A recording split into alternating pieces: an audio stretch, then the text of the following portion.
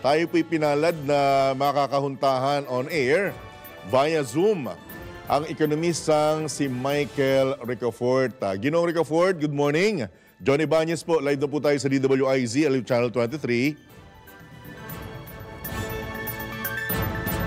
Sir, nakamute. Sir, nakamute ka po. Pasuyo na lang po. Magandang umaga po, Mr. John Ibanez at sa inyo po mga taga-subaybay po. Okay. Unang-una sa lahat, Sir Michael, maraming salamat po sa pagkakataon at unang-una, Lunes, on a holiday, inabala namin kayo. Kasi importante po ilang araw bago ang tuluyang pagpasok ng bagong taon, ang inaalala po ng marami sa atin is ano po ang inaasahan natin sa pagpasok ng 2025, Mr. Ricafort. Go ahead po, sir. Sa ngayon naman, kasi improving naman yung economic fundamentals natin, pati yung, syempre, pati attractive din yung demographics ng Pilipinas. Kaya po, one of the fastest growing economies po ang Pilipinas. No? Ang estimate po kasi ng growth ng ating ekonomiya, around 6%. Ayun po yung consensus ng mga multilateral agencies, tulad ng mga IMF, World Bank, ADB, pati rin po yung mga credit rating agencies, no? S&P, Moody's, Fitch, at marami pa pong iba. No? Ayun po yung karamihan na view. Hindi po tayo yung nagsasabi niyan. Mga international credit rating agencies and international multilateral institutions, no? Na very credible. No? At mga around 6%, even at least 6% next year and in the coming years. No? Kasi nga po, itong taon na to, January to September, 5.8% na po, no?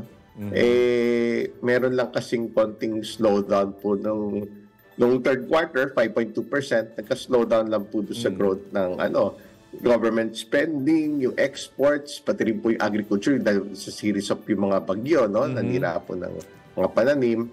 Kaya may slowdown. Tsaka yung base effect kasi wala na pong COVID pandemic, may gitsang taon na po. July 22, 2023 pa po yun. Alright. Kaya nag-normalize na po yung, kumbaga biglang nawala na COVID na restrictions, may gitsang taon na. Eh yung nag-anniversary yan, uling SONA exactly year after. Di syempre yung, marami na mga industriya na nag-normalize, lalo pa nag-recover, lalo na yung tulad ng mga tourism, other services, yung mga dating hardest hit na pandemic, yung mga negosyo na yun, mga industriya na yun, either malapit na sila sa pre-pandemic level or nalagpasan nila yung pre-pandemic. Alright. Yung tourism, hindi pa naman po na nalagpasan kasi mga more than 6 million foreign tourists ang target po, more than 7 million. No?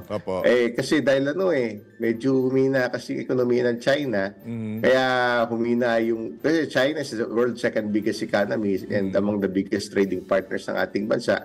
Malambot po yung ekonomiya ng China, yung mga data na lumalabas o karamihan, softer, no? Kaya po yan, ultimo yung buong mundo, parang namimiss nila tuloy yung maraming tourists from China, no? Kaya medyo humina yung pagdating sa trade, humina. Pati yung tourism nabawasan yung tourism nila sa buong mundo, yung mga Chinese tourists. At at the same time, yung inflation, almost 3 years na yan na nag-Russia-Ukraine war, February of 2022, naging challenge din yung pagtaas ng presyo ng mga bilihin. Hindi lang po dito yan, buong mundo. Kaya kinailangan magtaas ng interest rates ng mga central bank since 2022.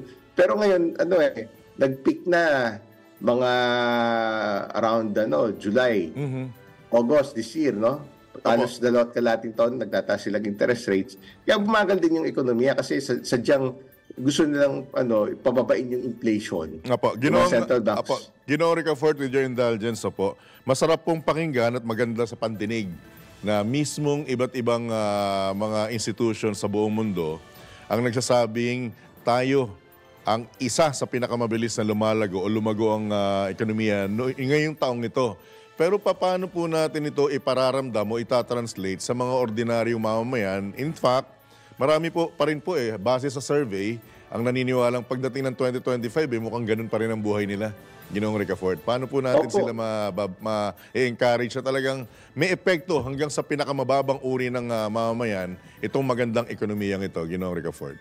So far, yung mga central banks po, Mr. Ibanez, nagtrabaho naman, no? Na nagtaas silang interest rates. Sa pababa naman nila yung mga presyo ng bilihin, no? Kaya nga po humina din yung ekonomiya ng China. Kasi at pati yung ibang ekonomiya sa buong mundo, umabot sa punto, naririnig natin may risk of recession sa US, sa ibang developed countries. Sa kakataas sila ng interest rates dahil galing sa record low nung galing from the pandemic period, no? More than 3 years ago, galing zero ang Amerika, record low. Pinakamababa yan sa in our lifetimes, no? Ganun din po sa Pilipinas, yung record low 2%. Tapos umabot po na 17-year high dito sa Pilipinas, 6.5% nung yan. The last time we saw that was before August 15. Tapos yung sa Amerika, nag-high ng 23-year high since 2001, no? Yung interest rates from zero, umabot po yung pinakamataas 5.5%. Pero fortunately, nagka-cut na ng interest rates, no? Yung nag-cut na yung central bank natin August 15. Tapos nagsimula na mag-cut ang Amerika September 18. So, ngayon nagka-cut na sila kasi natupad na nila yung na-achieve na nila yung objective na price stability na tinatawag, no? Napabagan na yung level of inflation, yung pagtaas ng presyo ng bilihin on a year-on-year basis. Nandun na po sa target ng central bank na yun po kasi yung primary mandate nila, price stability. Na-achieve na po nila yun. Kaya yung buhay ng mga Pilipino, buhay ng mga tao sa buong mundo, mag-i-improve po yan kasi nagka-cut na po silang interest rates. Meaning to say, pag nagka-cut sila ng interest rates, bababa na yung borrowing cost, yung funding cost, dadami yung mga investments, dadami yung gaganda yung employment. In fact, yung employment data natin, for more than a year already, nagre-range po yan from 3 to 4%. That's among the lowest levels in nearly 20 years since revised records started in 2005. So, mararamdaman na rin po yan ng mga kababayan natin. Right. No? Tapos, syempre, meron naman mga intervention program, no? Like, syempre, yung di ba, especially yung for the poorest of the poor, pero yung mararamdaman po talaga ng lahat ng Pilipino, at least yung pagtaas ng presyo ng bilihin, mas mabagal na. Ang huli pong inflation is 2.5% in November. Tapos, ang growth ng ekonomiya, yung mga kita, umakit na ng 5.2%. Ang first 9 months, 5.9%. Meaning yung paglago ng kita, paglago ng kabuhayan, yung adjustment ng mga minimum wages, example, pag mula 2022, 2023, hanggang this year, ang average po niyan, sumusunod lang po sa inflation, 6 to 7%. Ayun ang adjustment sa minimum wages, nag-adjust. Siyempre, buong ekonomiya, ramdam din yan. Kasi may mga adjustments din po, hindi lang naman sa minimum wage earners, no? Pero yun po yung sumutotal, umakit yung wages, umakit din yung yung ekonomiya natin, nagre-recover na, wala na po kasi at least nakakabawi na yung maraming negosyo, no? Kaya kumikita na sila, marami na silang ini-employ ng mga tao. Gumaganda yung ekonomiya, pero challenge pa rin po yun yung inflation, no? Dahil, siyempre, kung inipon nyo po yung pagtaas ng presyo ng bilhin since 2022, nagiging challenge pa rin yun sa ibang tao, no? Yung kailangan bumaba pa yung ibang presyo ng bilihin, no? Lalo na, di ba, yung recently, nag-cut na nga ng import tariff sa bigas, so dapat mas mababa pa po yun. Parang, ayun, maramdaman pa po ng mga kababayan natin yung, yung benefits na yun. Last question po on my side, Sir Ricafort. Inaasahan natin sa mga susunod na araw ang pag-upo ng bagong Pangulo ng Amerika. Ano po ba ang epekto nito sa ekonomiya ng Pilipinas? Good po ba o bad sa inyong pananaw, sir? Well, protectionist policies by the incoming Trump administration, na yung expectation. So, it may be not so good.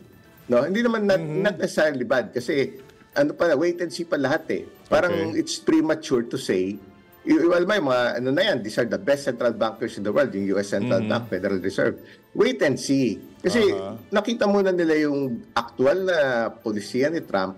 Pero kasi ganito, nung first administration niya, nagkaroon ng trade war, nagtaas ng import tariff, so bumagaling world economy kasi protectionist .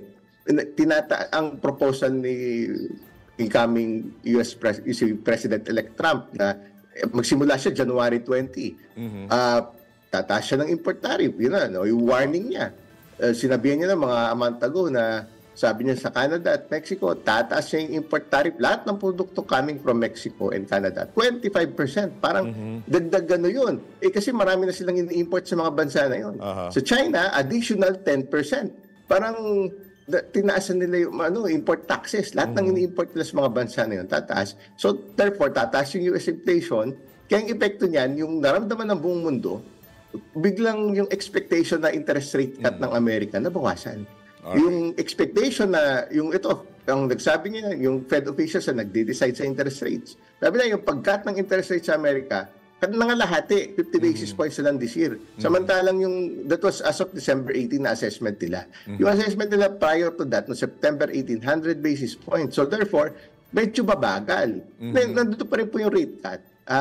On the brighter side of things, magkakat pa rin silang interest rates. No? Tuloy-tuloy pa rin. Kasi pag nagkakat ng interest rates, gaganda yung world economy dahil bababa yung cost of yung cost of borrowings, dadami investments, dadami trabaho, dadami yung global trade, tapos yung mga negosyo, lalago yung mga ekonomiya sa buong mundo Yung mga biggest economy, kasama tayo pero mababawasan.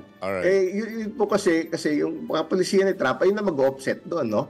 Nabawasan yung rate cut sa mga central bank kasi susunod din tayo sa pag-cut ng US yun po yung, pero siyempre yung kasi magtataas siya ng import tariff, tataas yung inflation, mag-ipit sa immigration, baka maapektuhan yung ibang kababayan natin na OFW, lalo na siyempre yung yung priority po kasi parang yung priority US economy, yung investments dapat nasa US, yung mga trabaho nasa US, protectionist, no?